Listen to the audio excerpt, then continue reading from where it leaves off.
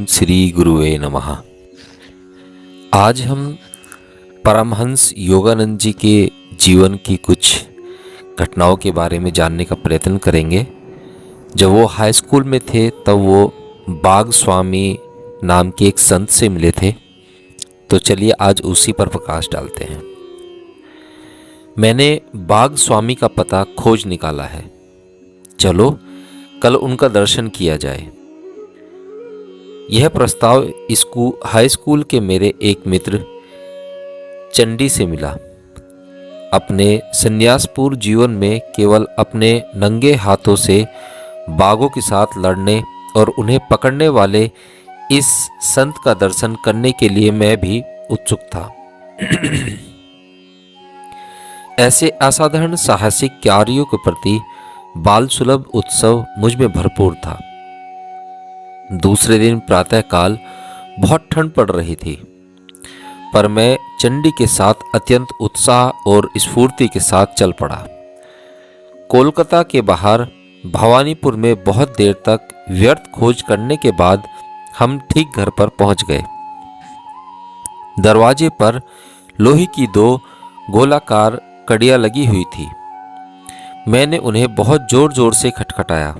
उस कर्णकर्कश खटखटाहट को सुनकर भी एक नौकर अंदर से धीरे धीरे आराम पूर्वक चलता हुआ हमारी ओर आया। उसकी व्यंग्यात्मक मुस्कान इस बात का द्योतक थी कि शोर मचाने वाले आगंतुक भी एक संत के घर की शांति भंग नहीं कर सकते। उसकी मौन भर्त्सना को हमने अनुभव किया, पर बैठक में आने के लिए आमंत्रित किए जाने पर चंडी और मैं उसके प्रति कृतज्ञ थे। वहाँ लंबी प्रतीक्षा हम लोगों के मन में कुशंकाएं उत्पन्न करने लगी। सत्य की खोज करने वाले के लिए भारत का अलिखित नियम है धैर्य। संत महात्मा कभी कभी जानबूझकर दर्शनार्थी की उत्सुकता की परीक्षा ले सकते हैं। पाश्चात्य डॉक्टर और दंत चिकित्सक इस मनोवैज्ञानिक कूटनीति का भरपूर प्रयास करते हैं। अंततः नौकर द्वारा बुलाए जाने पर चंडी और मैं एक सैन्य कक्ष में गए। वहां सुविख्यात सोड़म स्वामी अपने पलंग पर बैठे हुए थे। उनके भीमकाय शरीर को देखकर हम दोनों के मन पर अद्भुत प्रभाव पड़ा। आंखें फाड़ी हम अवाक उनकी ओर देखते रहे। वैसी विशाल छाती और फुटबॉल की तरह भुजाएं हमने पहले कभी नहीं देखी थी। अत्यंत मजबूत भरी गर्दन पर स्वामी जी का उग्र दिखने वाला परंतु शांत मुखमंडल मूछ दाढ़ी और झूलते केसों में से सुशोभित था। उनकी काली आंखों में कबूतर एवं बाघ समान गुणों का मिलता जुलता संकेत चमक रहा था। दृढ़ मासल कटी प्रदेश को घेर कर पहने हुए एक व्याघ्रचम के अतिरिक्त उनके शरीर पर और कोई कपड़ा नहीं था। देखिए, उच्चारण में मुझे थोड़ा सा समस्या हो रही है क्योंकि मेरे जो है मुंह में कुछ छाले हो गए हैं, तो मैं उसके लिए क्षमा प्रार्थी हूँ पहले ही। जब हमारी वाक शक्ति लौट आई तब बाघों के साथ लड़ने में उनकी वीरता के प्रति आदर युक्त विस्मय प्रकट करते हुए मैंने उनका अभिवादन किया। क्या आप कृपया करके हमें यह नहीं बतलाएंगे कि वन्य जीवों में सबसे भयंकर रॉयल टाइगर को केवल अपने हाथों से परास्त करना कैसे संभव है? मेरे बच्चों, बाघों के साथ लड़ना मेरे लिए कुछ भी नहीं है। आवश्यकता पड़ने पर मैं आज भी वह कर सकता हूं। वे बच्चों के समान खिलखिलाकर हंस पड़े। तुम बाघों को बाघ मानते हो, मैं उन्हें मात्र बिल्लियां समझता हूं। स्वामी जी, मैं अपने मन को तो विश्वास दिला सकूंगा कि बाघ बिल्कुल बिल्लियां मात्र हैं, परंतु क्या बाघों को मैं वैसा विश्वास करा सकूंगा? निश्चित ही शक्ति भी आवश्यक है। केवल कोई बच्चा बाघ को घरेलू बिल्ली मान लेगा तो उसे बाघ पर विजय मिल जाएगी, यह मानना व्यर्थ है। मेरे शक्तिशाली हाथ शस्त्र के रूप में पर्याप्त हैं। उन्होंने हमें अपने साथ आंगन में आने को कहा, जहां एक दीवार के किनारे पर उन्होंने प्रहार किया। दीवार की एक ईंट टूटकर जमीन पर गिर पड़ी। टूटे हुए दांत की तरह बनी खाली जगह से आकाश धृष्टतापूर्वक झांकने लगा। मैं हक्का बक्का रह गया। सोचने लगा, जो आदमी एक ही प्रहार से दीवार की चुनी ही ईंट को गिरा सकता है, वह अवश्य ही बाघों के दांत भी तोड़ सकता है। अनेक लोगों ने मेरे समान शारीरिक शक्ति होती है, परंतु फिर भी उनमें दृढ़ आत्मविश्वास का अभाव होता है। जो शरीर से तो बलिष्ठ होते हैं, परंतु मन से नहीं। वे जंगल में स्वच्छंद विचरण करते हिंसक पशु को देखकर ही मूर्छित हो जाते हैं। प्राकृतिक परिस्थितियों में वास करने वाला और अपने मूल हिंसक स्वभाव के अनुसार जीने वाला बाघ सर्कस के अफीम खिलाए गए बाघ से अत्यंत भिन्न होता है। भीम के समान प्रबल शक्तिशाली होते हुए भी अनेक व्यक्ति रॉयल बंगाल टाइगर के प्रचंड आक्रमण के सामने अत्यंत भयभीत और असहाय हो उठते हैं। इस प्रकार बाघ मनुष्य को उसके मन की कल्पना में एक साधारण बिल्ली की भयभीत अवस्था के समान स्थिति में डाल देता है, परंतु जिस मनुष्य में यथावत बलिष्ठ शरीर के साथ साथ अत्यंत दृढ़ निश्चय हो, वह इस परिस्थिति को बाघ पर ही उल्टा कर सकता है और उसे यह मानने पर विवश कर सकता है कि वह एक बिल्ली के समान ही आत्मरक्षा में असमर्थ है। कितनी ही बार मैंने यही किया है। मैं यह मानने के लिए पूर्णतः तैयार था कि मेरे समक्ष उपस्थित अति शक्तिशाली पुरुष बाघ को बिल्ली में रूपांतरित करने में समर्थ थे। वे कुछ उपदेश देने की मन स्थिति में प्रतीत हुए। चंडी और मैं आदर के साथ उनकी बातें सुनने लगे। मन ही मांसपेशियों को नियंत्रित करता है।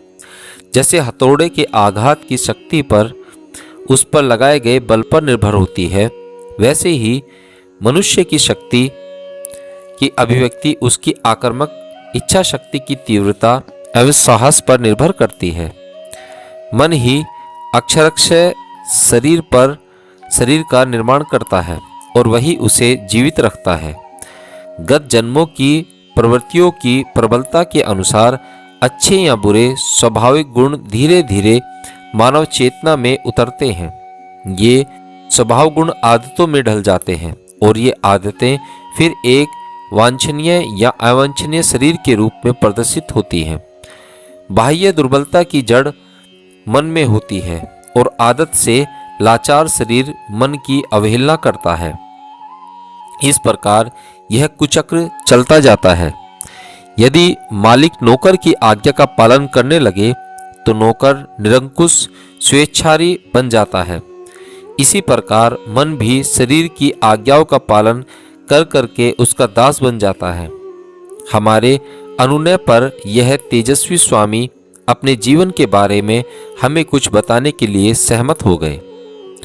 बचपन से ही बाघों से लड़ने की महत्वाकांक्षा मेरे मन में थी। मेरी इच्छा शक्तिशाली थी, परंतु देह बहुत ही दुर्बल थी। मेरे मुंह से आश्चर्य फूट पड़ा। यह अविश्वसनीय लगता है कि पृथ्वी का भार उठाने की योग्य कंधों वाले इस मनुष्य का दुर्बलता के साथ दूर दूर से भी कोई परिचय रहा हो।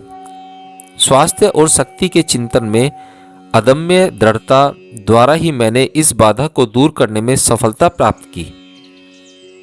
इस प्रभावशाली मानसिक शक्ति की प्रशंसा करने का कारण और भी बढ़ जाता है, क्योंकि मैंने देखा है कि रॉयल बंगाल टाइगरों को पराजित करने वाली वस्तुतः यही शक्ति थी। स्वामी जी, क्या आपको लगता है कि मैं भी कभी बाघों के साथ लड़ पाऊंगा? यह पहला और अंतिम अवसर था जब यह विचित्र महत्वाकांक्षा मेरे मन में उठी। हाँ, वे मुस्कुरा रहे थे। परंतु बाघ अनेक प्रकार के होते हैं। कुछ मनुष्य की इच्छा वासनाओं के जंगल में घूमते हैं। पशुओं को अपने प्रहार से बेहोश कर देने से कोई आध्यात्मिक लाभ नहीं होता। उससे अच्छा यह है कि अपने अंतर में घूमते उन बाघों को पराजित किया जाए।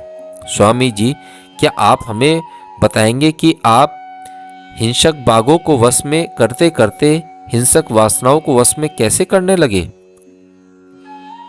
बाघ स्वामी मौन हो गए। अतीत के दृश्यों को निहारने का प्रयास करती उनकी दृष्टि सुदूर कहीं लग गई। मैंने भाप लिया कि उनके मन में मेरे अनुरोधों को स्वीकार करें या न करें, इस पर थोड़ी उथल पुथल चल रही थी। अंत में मन ही मन स्वीकार करके वे मुस्कुरा उठे।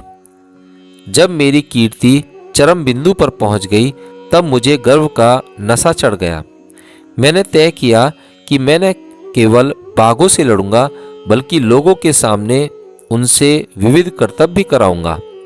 मेरी महत्वाकांक्षा ही यह बन गई कि मैं हिंसक पशुओं को पालतू जानवरों की तरह बर्ताव करने पर विवश कर दूं। मैं सार्वजनिक रूप से अपने कर्तव्य दिखाने लगा और उसमें मिलने वाली सफलता से मेरी खुशी भी होने लगी। एक दिन शाम को मेरे पिताजी अत्यंत चिंतातुर मन स्थिति में मेरे कमरे में आए। बेटा, मैं तुम्हें सावधान करने आया हूं। कर्म की चलती चक्की से उत्पन्न होकर आने वाले अमंगलों से मैं तुम्हें बचाना चाहता हूं। क्या आप भाग्यवादी हैं पिताजी? अंधविश्वास से क्या मेरी गतिविधियों के शक्तिशाली प्रवाह को अवरुद्ध होने देना चाहिए? मैं भाग्यवादी नहीं हूं बेटा, परंतु पवित्र शास्त्रों में कहे गए प्रतिफल के नियम में मेरा विश्वास है। जंगल परिवार में तुम्हारे विरुद्ध आक्रोश व्याप्त है। यह आक्रोश कभी भी तुम्हारी जान के लिए खतरा बनकर सामने आ सकता है। पिताजी, आप मुझे आश्चर्य में डालते हैं। बाघ क्या है आप अच्छी तरह जानते हैं। सुंदर परंतु निर्दयी। कौन जाने मेरे प्रहार उनके ठोस बुद्धि में शायद कुछ उदारता के विचार भर सके। उन्हें सभ्य शिष्टाचार सिखाने के लिए ही मैं जंगल विद्यालय का प्रधानाचार्य बना हूँ। पिताजी, कृपया आप मुझे बाघ को पालने वाला बाघ पालक माने, बाघ हत्यारा नहीं। मेरे ये सत्कर्म मेरा अनिष्ट कैसे कर सकते हैं? मैं आपसे प्रार्थना करता हूँ कि आप मुझे अपने जीवन का मार्ग बदलने की आज्ञा न दें। चंडी और मैं ध्यान पूर्वक सुन रहे थे और अतीत के इस धर्म संकट को समझ रहे थे। भारत में कोई संतान अपने माता पिता की इच्छाओं का अनादर नहीं करती। बाघ स्वामी आगे कहते गए। निर्विकार मौन में पिताजी ने मेरा स्पष्टीकरण सुना। तदुपरांत उन्होंने गंभीरता पूर्वक एक रहस्य उद्घाटन किया। बेटा, तुम मुझे एक संत की अमंगल सूचक भविष्यवाणी दोहराने पर विवश कर रहे हो। कल जब मैं बरामदे में बैठकर नित्य के भांति अपना ध्यान कर रहा था, तब वे मेरे पास आए। मित्रवर, मैं आपके युद्ध प्रिय बेटे के लिए एक संदेश लेकर आया हूं। उससे कहिए कि वह अपनी बर्बर गतिविधियां बंद कर दे, अन्यथा बाघ के साथ उसकी अगली लड़ाई में उसे अनेक दुधाव्य घाव होंगे, जिससे 6 महीने तक वह मरणासन अवस्था में पड़ा रहेगा। तब वह अपना पुराना मार्ग छोड़कर सन्यासी बन जाएगा। इस कहानी का मुझ पर कोई प्रभाव नहीं पड़ा। मैंने यही माना कि पिताजी किसी भ्रमितग्रस्त कट्टरवादी की भ्रांति का शिकार हो गए हैं। यह कहते हुए बाघ स्वामी के हाव भाव इतने अधीर और ऐसे थे मानो अपनी मूर्खता पर उन्हें क्रोध आ रहा हो। काफी देर तक वे गंभीर मुद्रा में मौन बैठे रहे, जैसे वहां हमारी उपस्थिति का उन्हें कोई भान ही न हो। फिर उन्होंने अचानक ही अपनी कहानी आगे शुरू की। इस बार उनकी आवाज में नरमी आ गई थी। पिताजी की चेतावनी के कुछ ही दिन बाद मैं राजधानी कूच बिहार गया। प्राकृतिक सौंदर्य से भरा यह प्रदेश मेरे लिए नया था और मैं सुखप्रदायक सड़क पर मेरे पीछे पीछे उत्सुक लोगों की भीड़ चलती रहती थी। उनकी फुसफुसाहट के कुछ अंश कभी कभी मुझे सुनाई पड़ते थे। यह वही आदमी है जो जंगली बाघों के साथ लड़ता है। उसके पैर हैं या पेड़ के तने, उसका चेहरा तो देखो, यह स्वयं बाघों के राजा का अवतार मालूम होता है। तुम तो जानते ही हो कि गांव के नटखट छोकरे किस प्रकार ताजा समाचार पत्र का काम करते हैं और किस गति से महिलाओं की मौखिक जन सूचना प्रणाली इस घर से उस घर समाचार पहुंचाती है। कुछ ही घंटों में मेरी वहां उपस्थिति से सारे शहर में खलबली मच गई। संध्या के समय मैं चुपचाप आराम कर रहा था कि घोड़ों की टापों की ध्वनि सुनाई दी। मैं जिस घर में रुका था उसी के सामने आकर वह ध्वनि रुक गई। लंबे कद के पगड़ीधारी पुलिस सिपाहियों का एक दल अंदर घुस आया। मैं अवाक रह गया। मैंने सोचा, इन पुलिसकर्मियों के लिए कुछ भी संभव है। कहीं वे मेरे लिए पूर्णता अगम्य किसी बात पर मेरी खिंचाई करने तो नहीं आए हैं। परंतु उन्होंने अपने सामान्य व्यवहार के विपरीत अत्यंत विनय के साथ मेरा अभिवादन किया। आदरणीय महोदय, कूच बिहार के युवराज की ओर से आपका स्वागत करने के लिए हमें भेजा गया है। उन्होंने कल प्रातःकाल आपको अपने राजप्रसाद में पधारने का आमंत्रण भेजा है।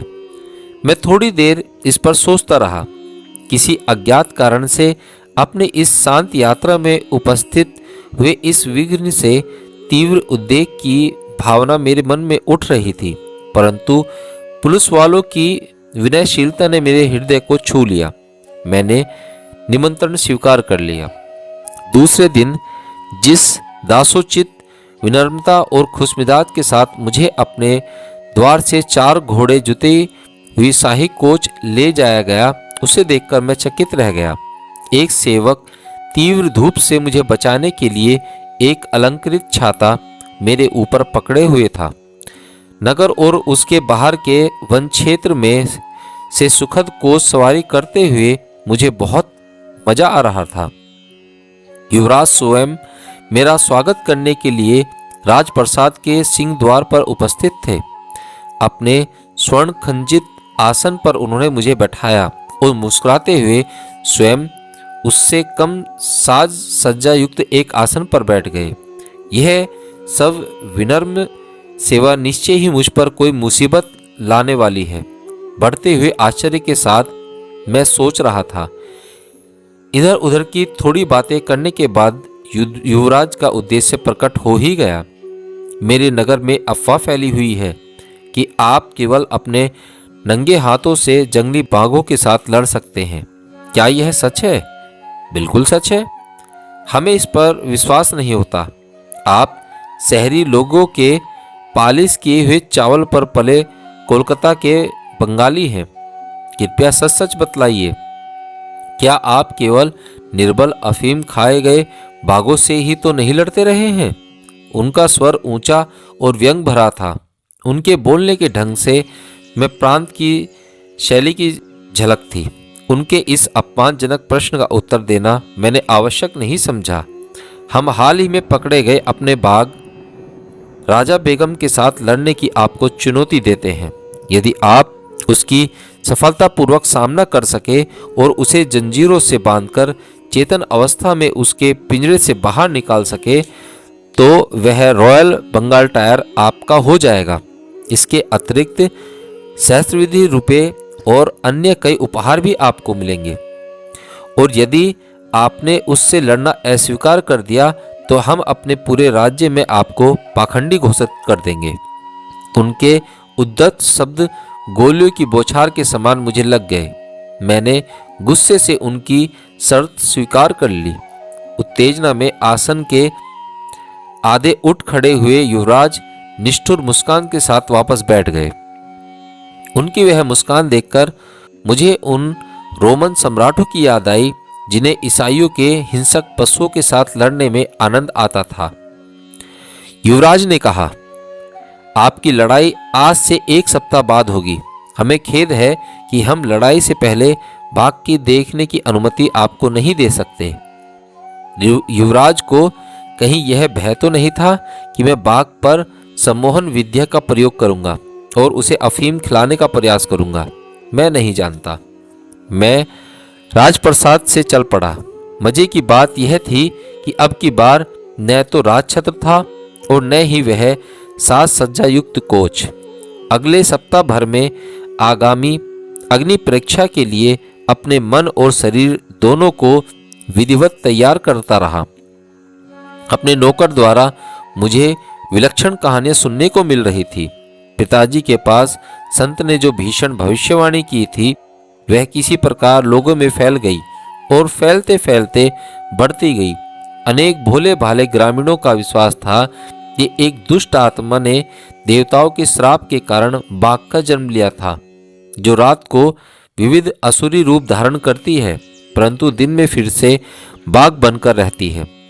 लोगों का अनुमान था कि यह वही असुरी बाघ है जिसे मेरा गर्भहनन करने के लिए भेजा गया है। एक अन्य कल्पना यह थी कि बाघों को अपने देवता से ही की गई प्रार्थना का उत्तर राजा बेगम के रूप में आ गया है। समग्र व्यग्र जाति के लिए इतना मान हानिकारक ठहराते हुए इस दुष्ट दोपहर को मुझे दंडित करने के लिए नियुक्त किया गया है। मेरे नौकर ने मुझे आगे बताया कि युवराज स्वयं मानव और पशु के बीच होने वाले इस द्वंद्व के व्यवस्थापन का कार्यभार संभाल रहे थे। उन्होंने स्वयं अपनी देखरेख में हजारों लोगों के बैठने योग्य एक विशाल तंबू का निर्माण कराया था, जो आंधी तूफान में भी सुरक्षित खड़ा रहे। उस तंबू के मध्य में लोहे के एक विशाल पिंजड़े में राजा बेगम को रखा गया था। इस पिंजड़े के बाहर सुरक्षा का एक और घेरा था। राजा बेगम निरंतर खून जमा देने वाली भयंकर गर्जनाएं करता जा रहा था। उसकी क्षुधाग्नि और क्रोधाग्नि दोनों को भड़काने के लिए उसे बहुत कम खाना दिया जा रहा था। शायद युवराज को आशा थी कि मैं उसका पुरस्कार स्वरूप भोजन बनूंगा। डंका बजा बजा कर नगर और आसपास के इलाकों में इस अद्वितीय द्वंद्व की जो घोषणा की जा रही थी उसे सुनकर लोगों ने भारी संख्या में उत्सुकता पूर्वक टिकट खरीदी। द्वंद्व के दिन सीटों की कमी के कारण सैकड़ों लोगों को लौटा दिया गया। कई लोग तंबू की दरारों में से अंदर घुस आए या गलियारे के नीचे जहां भी जगह मिली वहीं खड़े हो गए। जैसे जैसे बाघ स्वामी की कथा चरम सीमा की ओर बढ़ रही थी वैसे वैसे मेरी उत्तेजना भी बढ़ती गई। चंडी भी मंत्रमुग्ध होकर अवाक बैठा था। राजा बेगम की कान फाड़ने वाली गर्जना के साथ भयंकर दर्शकों के कोलाहल के बीच मैंने शांत मन में तंबू में प्रवेश किया। लंगोट के अतिरिक्त मेरे शरीर पर और कोई कपड़ा नहीं था। मैंने सुरक्षात्मक घेरे के दरवाजे का कुंडा सरकाकर उसे खोला और अंदर जाकर अपने पीछे शांत मन के दरवाजे को बंद कर लिया। बाघ की रक्ती गंध लग गई। उछलकर धड़ाम से लोहे की छड़ों से टकराने की ध्वनि के साथ उसने मेरा भीषण स्वागत किया। भय से दर्शकों में सन्नाटा छा गया। उस अति उग्र बाघ के सामने मैं निरही मेमना लग रहा था। पलक झपकते ही मैं उसके पिंजड़े में घुस गया, परंतु जैसे ही मैंने दरवाजा बंद किया राजा बेगम उछलकर सीधा मेरे ऊपर आ गया। मेरा दाहिना हाथ बुरी तरह छत विच्छित हो गया। बाघ के लिए परम स्वादिष्ट मानव रक्त की प्रचंड धाराएं गिरने लगी। संत की भविष्यवाणी सत्य होने के आसार नजर आने लगे। इस प्रकार की गंभीर चोट मुझे जीवन में पहली बार आई थी, पर मैं तुरंत उससे संभल गया। रक्त रंजित उंगलियों को लंगोट में घुसाकर मैंने उन्हें छिपा लिया और बाएं हाथ से एक हड्डी तोड़ प्रहार बाघ पर किया। बाघ लड़खड़ाकर पीछे हट गया, पिंजड़े के अंत तक पीछे गया, फिर पलटकर अत्यंत गुस्से के साथ मुझ पर झपटा। मेरे सुविख्यात मुष्टि प्रहार उसके सिर पर बरसने लगे, परंतु राजा बेगम को रक्त का जो स्वाद लग गया था उसने दीर्घ काल तक शराब से वंचित रहने वाले शराबी को जैसे शराब का पहला घूंट उन्मत्त कर देता है, उसी प्रकार उन्मत्त कर दिया था। बीच बीच में कान बैठा देने वाली दहाड़े मारते हुए उसके आक्रमणों की उग्रता बढ़ती ही जा रही थी। उसके दांतों और नखों के आगे मेरे केवल एक हाथ से बचाव करना अपर्याप्त पड़ गया था और मेरी आत्मरक्षा प्रणाली अभेद नहीं रह पा रही थी, परंतु मैं भी तिलमिलाने वाले प्रहार उस पर करता गया। दोनों ही रक्त रंजित होकर जीवन मरण का युद्ध लड़ रहे थे। पिंजड़े में कोलाहल था, चारों दिशाओं में रक्त के छींटे उड़ रहे थे। बाघ के गले से पीड़ा और खूनी प्राण पिपसा के चित्कार फूट रहे थे। गोली चलाओ, बाघ को मार डालो, दर्शक चीख रहे थे। मानव और पशु इतनी तेज गति से हिल रहे थे कि एक सिपाही की गोली भी निशाना चूक गई। मैंने अपनी सारी संकल्प शक्ति एकत्रित की और भीषण गर्जन के साथ उसके मस्तक पर एक अंतिम खोपड़ी तोड़ प्रहार किया। बाघ गिर गया और ठंडा होकर पड़ा रहा, पालतू बिल्ली की भांति। मैं बीच में ही बोल पड़ा। स्वामी जी खिलखिलाकर हंस पड़े। फिर उन्होंने तन्मय कर देने वाली अपनी कहानी को आगे बताना शुरू किया। आखिर राजा बेगम पराजित हो ही गया। उसका रहा सहा राजगर्व भी चूर चूर हो गया। अपने विदर्ण रक्त रंजित हाथों से मैंने उसका जबड़ा खोला और एक नाटकीय क्षण के लिए मुझे खुले मृत्यु द्वार में अपना सिर रखा। जंजीर के लिए इधर उधर देखा और जमीन पर पड़ी जंजीर के ढेरों में से एक जंजीर खींचकर उससे बाघ की गर्दन पिंजड़े की छड़ी के साथ बांध दी।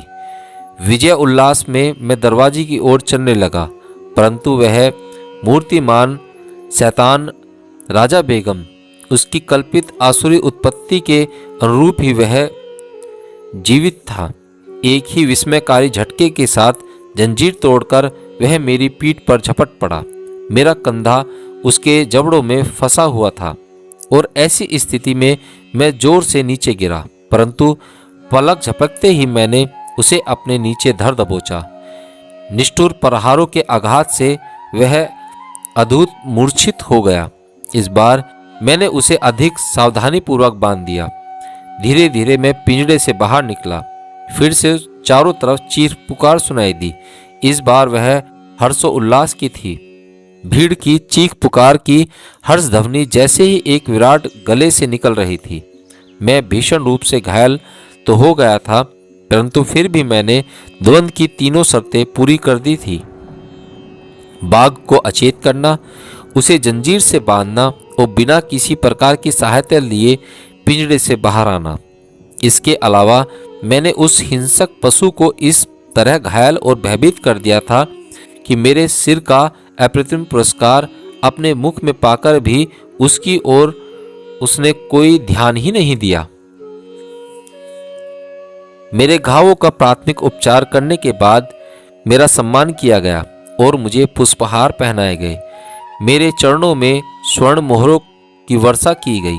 असाधारण रूप से विशाल और वैसे ही क्रूर बाघ पर मेरी विजय की अंतहीन चर्चाएं चारों ओर से सुनाई दे रही थी। वचन के अनुसार राजा बेगम मुझे दे दिया गया, परंतु मुझे कोई हर्ष नहीं हुआ।